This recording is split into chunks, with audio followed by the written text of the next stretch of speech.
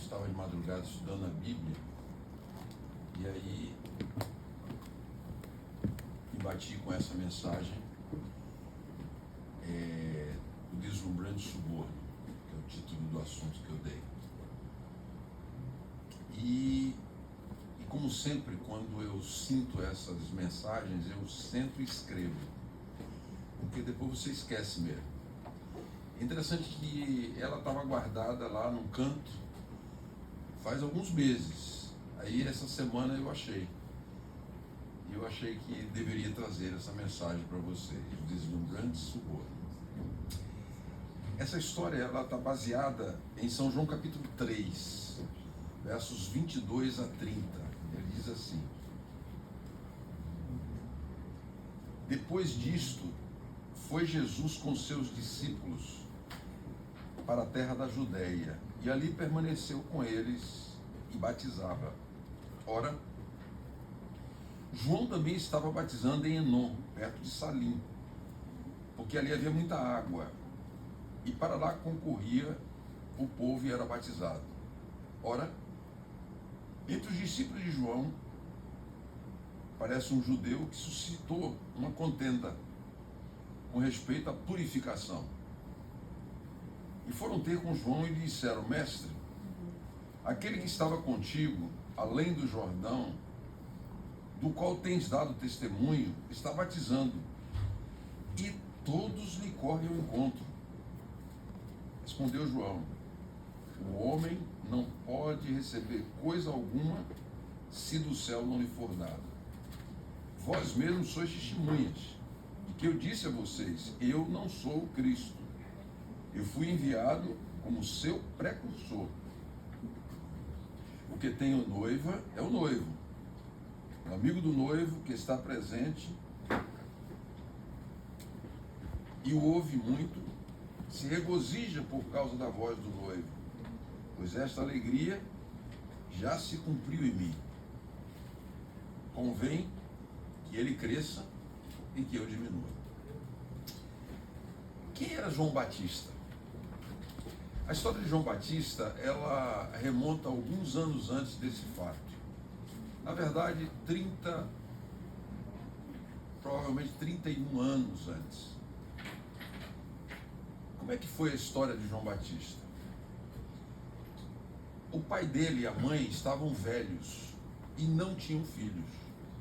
Então um dia, o pai de João Batista, chamava-se Zacarias, ele entrou no templo para oferecer o sacrifício e foi ao Santíssimo, como sacerdote que ele era. Quando ele estava lá, apareceu a ele um anjo e disse a ele: você vai ter um filho. Ele pensou: esse anjo está por fora. Afinal de contas, eu sou velho e minha mulher já passou o tempo de ter neném. Não tem mais nenhuma chance. Isso ele pensou, né? O anjo disse: não, você vai ter um filho. E como você não está crendo, quando você sair daqui, você vai perder a voz. E só vai recuperar no dia que nasceu o neném. Aí ele saiu. Todo mundo já estava preocupado, porque ele demorou muito nesse diálogo com o anjo. E perguntou a ele o que era, ele não estava falando. Aí ele pegou uma tabuinha e escreveu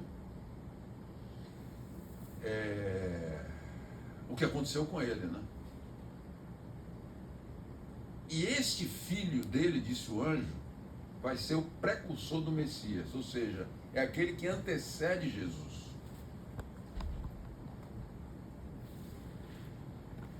Eu às vezes fico pensando, você falou, e alguns cristãos realmente estão se tornando judeus, né? Não são muitos, mas alguns poucos. Eu conheço pelo menos uns dois, né? Os judeus não têm motivo nenhum para não crer que Jesus era o Messias. Você vê, foi avisado ali. Ele vai indicar o Messias. Ora, se o anjo avisou, que ele ia indicar mesmo, né? E vocês percebem, se você ir um pouco mais atrás do verso que eu li, eu vou ler capítulo 1, verso 29, a segunda parte diz, João olha para Jesus e diz, este é o Cordeiro de Deus que tira o pecado do mundo.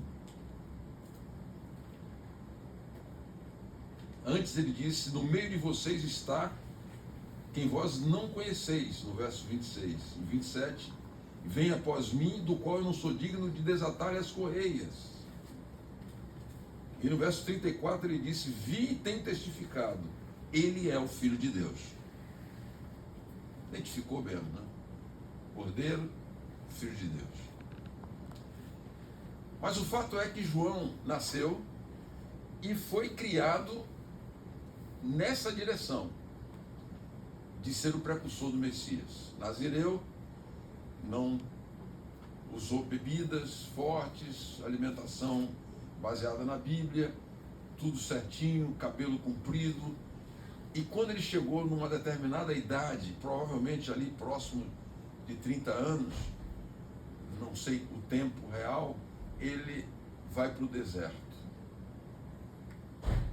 para terminar o seu preparo ali, com oração, louvor, comunhão com Deus. E ali ele passa uma vida, vamos dizer assim, de monge, na alimentação, na oração. E quando ele sai dali, ele sai para as barrancas do Jordão, aonde ele começa a pregar, arrependei-vos e convertei-vos para a nação de Israel. E aí começa a fazer o batismo de João. Então essa é a história de João. Só que quando João começa a trabalhar, o diabo também começa a trabalhar. E muitos chegam para ele, inspirados por Lúcifer, por que você não diz que é o Messias? Por que você não se torna o Messias? O Messias vai reinar, todo mundo vai apoiar, vai ser uma bênção. E começa a tentar mostrar a ele os benefícios dele se tornar o Messias, a grandeza que ele ia ter.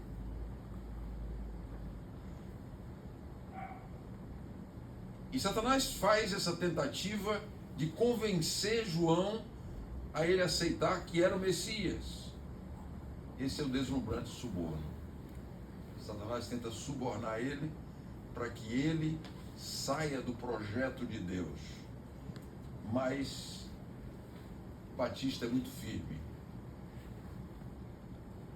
Eis o Cordeiro de Deus que tira o pecado do mundo. Este que é o Messias.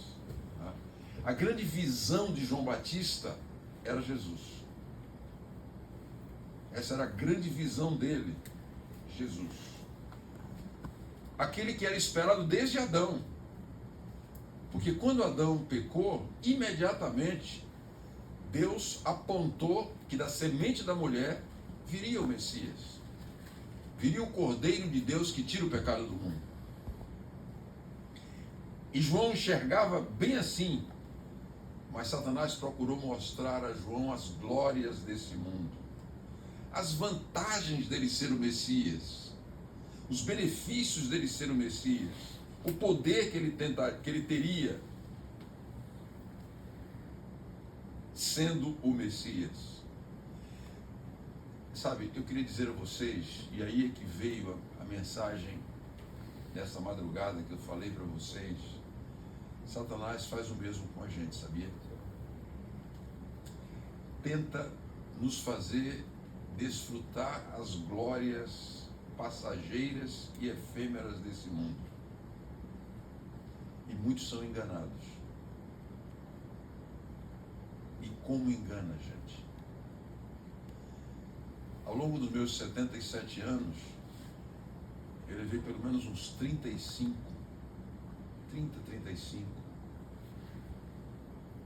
comandando uma grande empresa. E ali eu pude ver o que eu estou dizendo a vocês. Como as glórias desse mundo atraem você e desvia você dos caminhos do Senhor. Aconteceu comigo. com toda a formação pastoral que eu tenho. Muitos são enganados, muitos aceitam de fato este suborno de Satanás. Queridos, eu queria dizer a vocês o seguinte, que o mundo ele só tem a oferecer a gente aparente sucesso. É impressionante. Por exemplo, eu vou falar de uma pessoa rica, muito rica.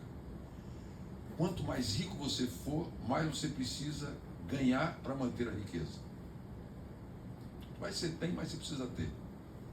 Olha que luta. E você chega a um ponto que você não tem como gastar o que tem.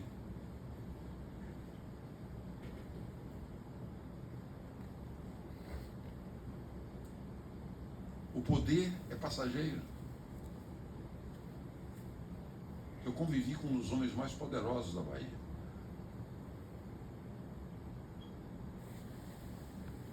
Que foi nosso governador há muito tempo, foi nosso senador também. Convivi com ele. Onde é que ele está hoje? O poder passa. Um dos homens mais poderosos dessa terra, ele recebeu o poder quando o pai dele foi assassinado aos 17 anos de idade. Ele assumiu o reino da Macedônia, Alexandre Magno. Pouco tempo depois, ele havia conquistado toda a Grécia, submeteu toda a Grécia ao seu bastão. Reuniu um exército de 32 mil homens e partiu para conquistar o maior império do mundo, a Medo-Pérsia. Para vocês terem uma ideia, um dos exércitos de Dario tinha 1 milhão de homens e ele tinha 32 mil homens. A primeira batalha, o imperador achou que era um fracote que estava vindo, mandou apenas um sátrapa com 200 mil homens. Ele derrotou numa brincadeira, né? Aí veio o segundo exército com 500 mil homens. Derrotou também. Foi para o Egito, foi eleito faraó. Foi recebido pelo sumo sacerdote em Jerusalém como um enviado de Deus que veio para libertar Israel. E aí ele teve a última batalha com a Medo-Pérsia. E aí, dizem alguns historiadores, 1 milhão de guerreiros. Derrotou também. Foi para a Índia, conquistou parte da Índia, especialmente o primeiro exército que ele derrotou foi o exército mais poderoso da Índia. 32 anos, esse homem volta para a Babilônia, forçado pelos seus homens que não queriam mais continuar a batalha. E há várias ideias sobre a morte dele, mas eu creio que ele foi morto por um mosquito. Seu corpo fragilizado pelas farras, pelas bebedeiras, que ele bebia muito. 32 anos. Esse é o mundo que a gente vive, efêmero.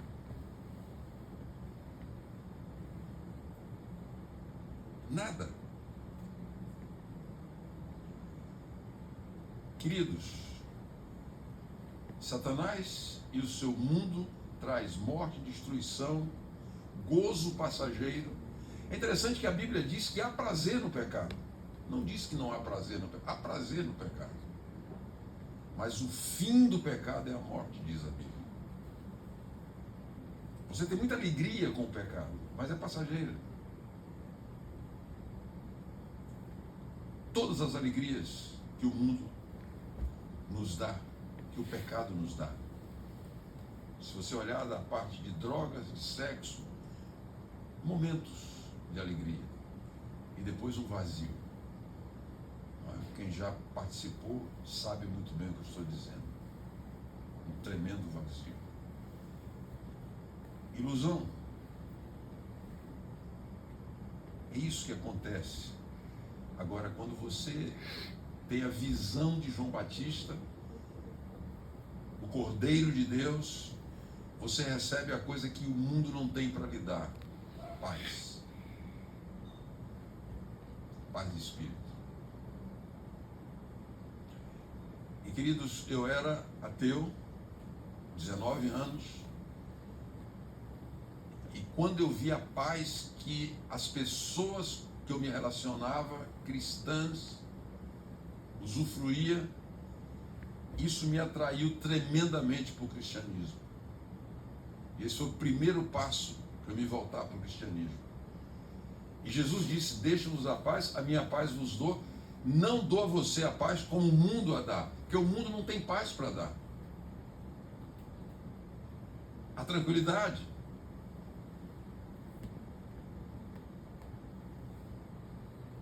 Esse Cordeiro traz vida. Não é? Eu queria dizer a vocês que Batista, ele tomou a decisão correta. Ele rejeitou esses enganos de Satanás. Você vê aqui no que você leu no verso 38, 30, não é? Quando Satanás e os seus asseclas chamam ele para um embate com Jesus, ele diz: convém que ele cresça e que eu diminua. Ele que é importante. Eu fui o chamariz, mas o chamariz para apresentar o Cordeiro. Apresentei o Cordeiro, então eu desapareço. É muito bom que a gente não apareça. Quem deve aparecer é o Cordeiro. De fato, é Jesus. Toda a glória é para Ele. Nós somos meros instrumentos. Apenas instrumentos nas mãos dele. Não é? Mas há um detalhe interessante. No verso 25 e 26 que nós lemos, o discípulo de João, cheio de inveja, tentando criticar o trabalho de Cristo, olha o que ele diz aqui no verso 25 e 26. Ora, entre os discípulos de João e um judeu suscitou uma contenda com respeito à purificação. Percebam. E foram ter com João e lhe disseram: mestre, aquele que estava contigo além do Jordão, do qual tens dado testemunho, está batizando e todos lhe saem ao encontro. Olha o que eles tentaram. Eles tentaram criar em João ciúme de Jesus. Porque Jesus agora está batizando aos montes e você, ninguém está vindo mais atrás de você. Está todo mundo vindo atrás dele. Não é? Eu queria dizer uma coisa a vocês. Eles estavam querendo discutir as formas do batismo. Se o batismo de João era o verdadeiro ou se era o batismo de Cristo que era verdadeiro. Queriam a opinião de João. Queridos, Satanás adora discussão religiosa, sabia?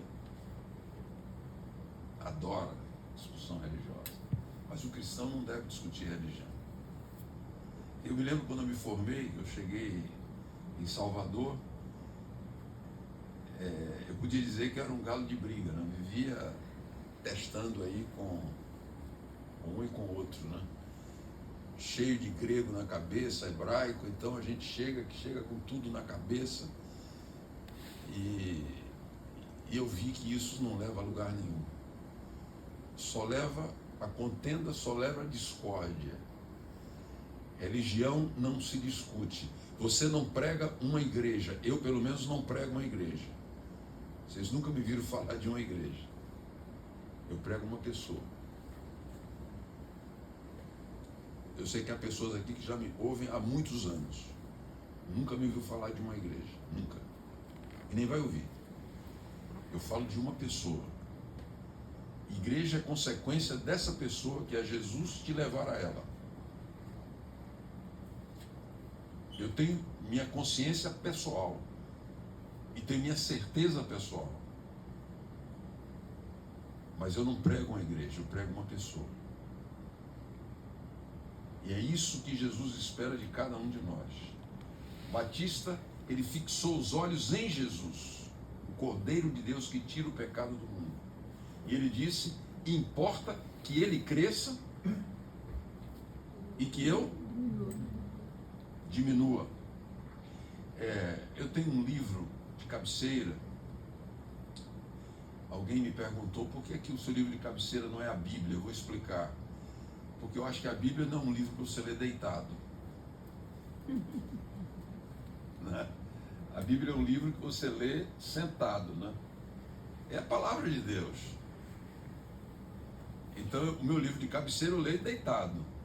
Então, o meu livro de cabeceira tem um pensamento que eu anotei para trazer para vocês sobre Jesus. Ele diz assim: é o desejado de todas as nações. Ele diz assim: o toque do amor divino havia transformado, está falando de João, havia transformado João.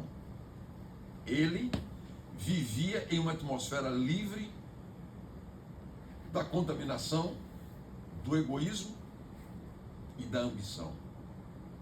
Daria as boas-vindas àquele para quem havia sido preparado, para quem havia preparado o caminho. E aí você vê no verso 27 e 28, você encontra: respondeu João: o homem não pode receber coisa alguma se do céu não lhe for dada. Vós mesmos sois testemunhas de que eu vos disse que eu não sou o Messias. Ele não aceitou o suborno de Satanás. Eu não sou o Messias. Eu não sou o Cristo. Mas fui enviado como seu precursor.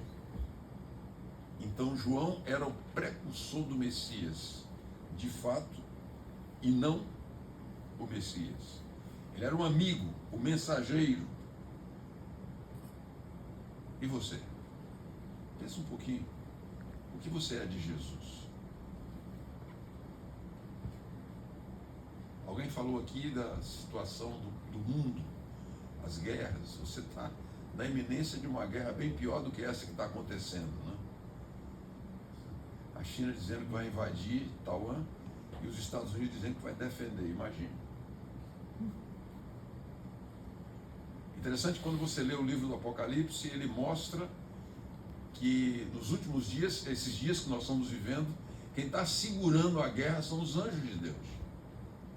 Porque uma guerra é a destruição de toda a terra.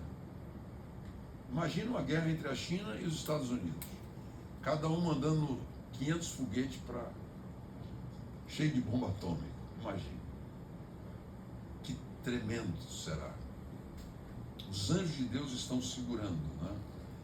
Então, queridos, João, ele se alegrou por ser o testemunho de Jesus, a testemunha de Jesus.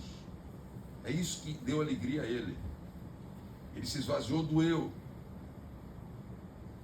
Agora, eu acho interessante na Bíblia que Jesus estava aqui como homem, não é? Ele teve o mesmo sentimento de João, sabia? Você pode ler isso em São João capítulo 5, é só virar 2 páginas. Versículo 30. Olha o que diz, São João capítulo 5, 30. Jesus diz assim: eu nada posso fazer de mim mesmo. Por quê? Porque ele estava aqui como homem.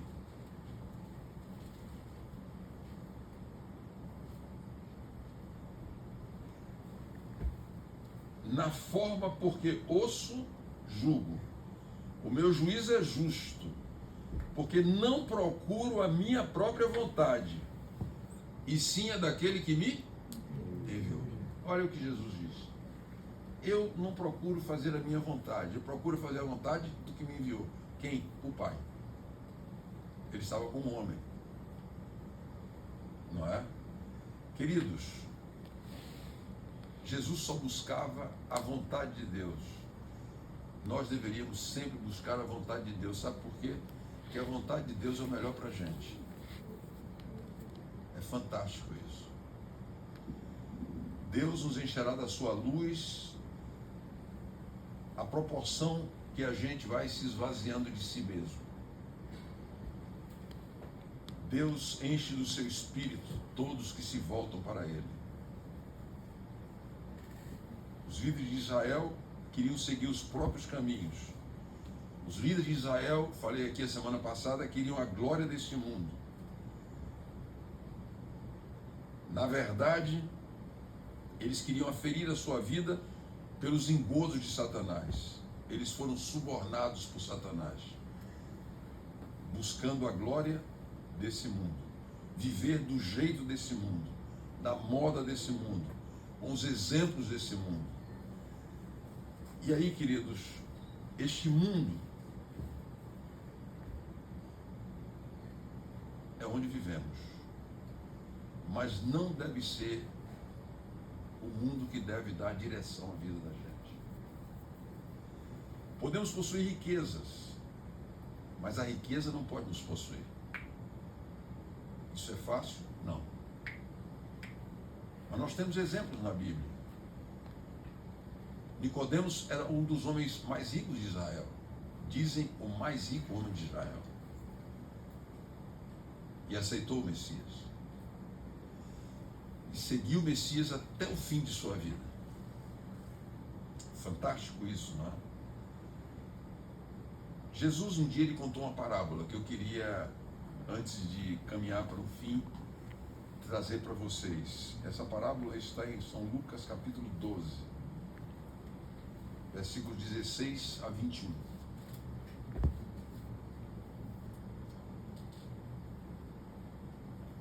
Lucas capítulo 12, 16 a 21, diz assim: E lhes proferiu ainda uma parábola dizendo: O campo de um homem rico produziu com abundância. Ele arrasava consigo mesmo, dizendo: Que farei, pois não tenho onde recolher meus frutos? E disse: Farei isso, destruirei os meus celeiros, reconstruí-los maiores, e aí recolherei todo o produto e todos os meus bens. Então direi à minha alma: Tens em depósito muitos bens para muitos anos. Descansa, come, bebe e regala-te. Mas Deus lhe disse: Louco, esta noite te pedirão a tua alma. E o que tens preparado para quem será? Assim é aquele que entesoura para si mesmo e não é rico para com Deus. O homem não tinha onde guardar a sua colheita. Achou que o melhor era guardar tudo nos seus celeiros, não é? Há milhares de pessoas que não sabem onde guardar o dinheiro. Eu já convivi muito com isso, queridos. Já vi isso, não só na minha vida, como na vida dos que estavam em minha volta também, não é? Onde guardar o dinheiro? No banco, imóveis. Um dia um homem milionário me procurou: Luiz, onde é que você acha que esse cara ficou muito rico? Ele queria saber aonde ele deveria, ele me perguntou, pediu opinião, porque ele sabia que eu fui rico. Aonde é que você acha que eu devo guardar o meu dinheiro? Paraísos fiscais? A mensagem de Deus é: louco, hoje te pedirão a tua alma. Um dos homens mais ricos dessa terra foi Steve Jobs. Vocês viram o fim dele.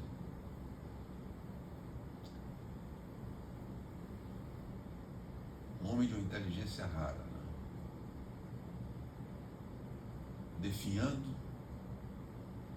Eu vi um vídeo uma das últimas mensagens dele, quase que o osso e a pele, com todo o dinheiro do mundo. O importante, queridos, não são os bens. O importante é a nossa relação com aquele que vai nos dar o bem eterno. E a gente deveria parar um pouquinho e pensar, não é? Milhares confiam na riqueza, que é o suborno de Satanás. Precisamos colocar a nossa vida nas mãos do Cordeiro, nossos bens, nossos talentos, nossa vida. E é interessante, Paulo, ele descobriu isso. O apóstolo Paulo. Satanás tentou suborná-lo também. Paulo, com 30 anos, foi eleito era a idade mínima. Foi eleito para participar do Senado, vamos chamar assim, judeu. Tá? Era o órgão maior da Judéia. Não tinha governo. O governador, o dono daquilo era César, em Roma. Mas a mais alta autoridade judaica era o Senado ali. O Senado, a gente chama de Senado aqui na linguagem nossa. E ele foi eleito. Para ele ser eleito membro do Senado, tinha que ter muito dinheiro. Deveria ser casado. Tinha tudo. Mas ele se bate um dia com um cristão chamado Estevão. E quando esse Estevão foi apedrejado pelos seus companheiros de Senado, duas coisas ocorrem. Ele vê uma luz celestial envolvendo Estevão na hora da morte. E ele ouve as últimas palavras de Estevão, que eram palavras inspiradas por Deus. Pai, perdoa, eles não sabem o que fazem. Jesus havia pronunciado também. Aquilo ficou no coração de Paulo, mas ainda não converteu ele, até o dia que ele, chegando em Damasco para prender os cristãos, ali ele é jogado no chão por uma luz que era o próprio Cristo. Saulo, Saulo, por quê? Me persegues. Quem és tu, Senhor? Eu sou Jesus a quem tu persegues. E ali no chão, Saulo, somando com os dois outros fatos, entrega a sua vida a Deus. Deus poderia, ele ficou cego, foi levado para Damasco, Deus poderia curá-lo imediatamente, mas ele ficou 3 dias em oração, em jejum e oração. No 3º dia, Deus envia Ananias e ele é curado, ao meu ver, da visão de longe. A visão dele de perto ele perde. Não é? É o contrário de mim, eu preciso botar o óculos, enxergar para longe. Mas aqui eu enxergo tudo. Você vê quando ele escreve as cartas dele, alguém escreve para ele, porque ele não pode escrever, ele está meio cego, e ele assina com letras grandes. Por quê? Porque está quase cego de perto.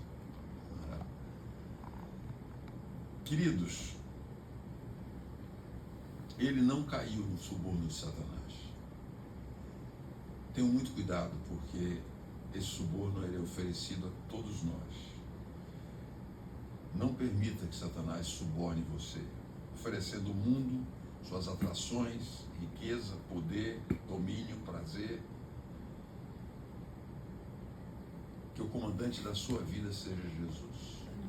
E que a grande visão da sua vida seja Cordeiro. Eu gostaria de orar pedindo a Deus isso antes da gente sair para o nosso lanche. Vamos orar então? Pai querido, ajuda-nos a ter o Cordeiro como visão permanente nossa. E a gente possa, Pai, fazer de Jesus o nosso companheiro de todos os instantes. E que o mundo e as coisas do mundo não prendam o nosso coração. A gente vai estar vivendo nesse mundo, mas o nosso coração, Senhor, que esteja no Teu reino e não no reino desta terra. Concede-nos agora uma bênção sobre o alimento que nos concede nesta hora e abençoa-nos também ao retornar para casa. Imploramos-te por Jesus. Amém. Amém.